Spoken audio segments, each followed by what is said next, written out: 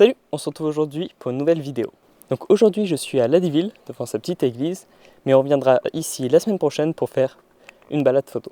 Aujourd'hui, on va parler de cet objectif. C'est le fameux 35 mm 1.4 de chez Sigma que j'ai utilisé pour faire la facecam de mon avant-dernière vidéo. Quelques spécificités techniques sur cet objet.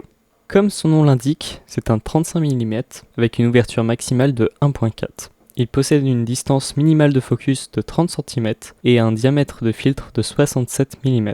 Cette version est en monture EF et pèse 665 grammes. Le tout pour environ 780 € neuf et 500 € d'occasion. Donc ici il est monté sur la bague d'adaptation MC11 qui me permet de mettre une monture Canon sur une monture Sony.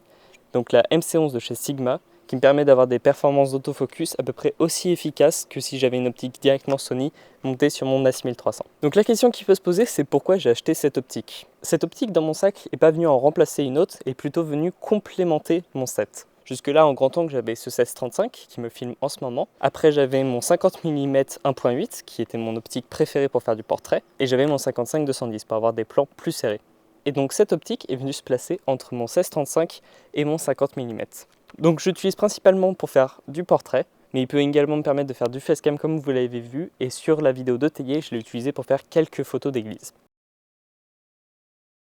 Alors on va commencer en parlant des points faibles selon moi de cette optique. Premièrement, c'est une optique qui pèse quand même son poids. Elle fait un peu plus de 600 grammes, si je dis pas de conneries, sans compter la bague d'adaptation. Niveau gabarit, elle fait à peu près la même taille que mon 16-35 qui me filme, mais est vraiment beaucoup plus lourde que le 50 mm 1.8 qui me servait avant pour faire du portrait.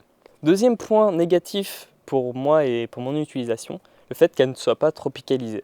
C'est-à-dire que demain, s'il se met à flotter, que j'aurai envie de faire des photos dehors, ça ne sera pas l'optique idéale. Alors sincèrement, je pense que si je la mets sur le boîtier, que je vais shooter, qu'elle prend un peu la flotte, un peu d'humidité, ça lui fera rien. Mais sur un point de vue théorique, c'est pas l'idéal. Un autre petit point négatif que j'ai découvert à mes dépens, c'est que le filetage du bout, et le bout de l'optique ici, est en plastique. Je l'ai fait tomber une fois alors que ça faisait 3 jours que je l'avais, et il a déjà un pet sur le filetage. Alors c'est pas très grave, je peux lui visser toujours des filtres, mais niveau esthétique, il est plus impeccable. Et un dernier point négatif que j'ai pas pensé à soulever pendant le tournage de la vidéo, c'est que cette optique est très sensible aux aberrations chromatiques. Cela veut dire que dès que je vais avoir un visage ou un contour exposé à contre-jour, je vais directement avoir une frange violette sur le contour. Ça se corrige assez facilement à la retouche, mais c'est bon à souligner. Et du coup maintenant, ces points positifs. Il a quelques points négatifs, mais selon moi, ces points positifs l'emportent largement. Alors d'abord, c'est une optique qui est très lumineuse. 1.4, on dirait pas comme ça.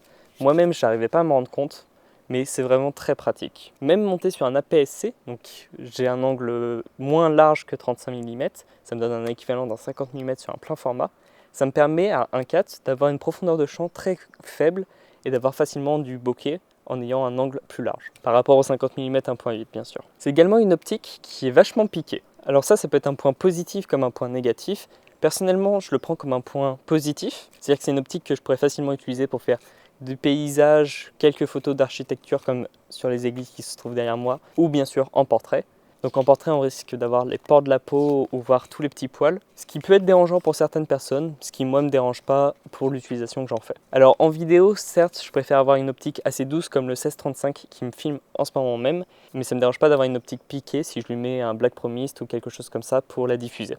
En conclusion, c'est une très bonne optique. Personnellement, je trouve qu'elle s'adresse plus pour du portrait et s'adapte très bien avec un APS-C qui a un crop de 1.5 ou 1.6. Certes, elle a quelques points négatifs, mais son ouverture de 1.4 et sa qualité optique l'emportent largement. Son prix n'est pas donné, mais reste tout de même abordable pour du matériel de cette qualité. Bon, en bref, cette optique a rejoint mon set cette année, et vous risquez de beaucoup l'avoir sur la chaîne dans les mois à venir. Bon, sur ce, c'est une fin de vidéo, je vous remercie de l'avoir regardé jusqu'au bout. Je vous dis à la semaine prochaine pour la vidéo sur Ladiville, et ciao ciao.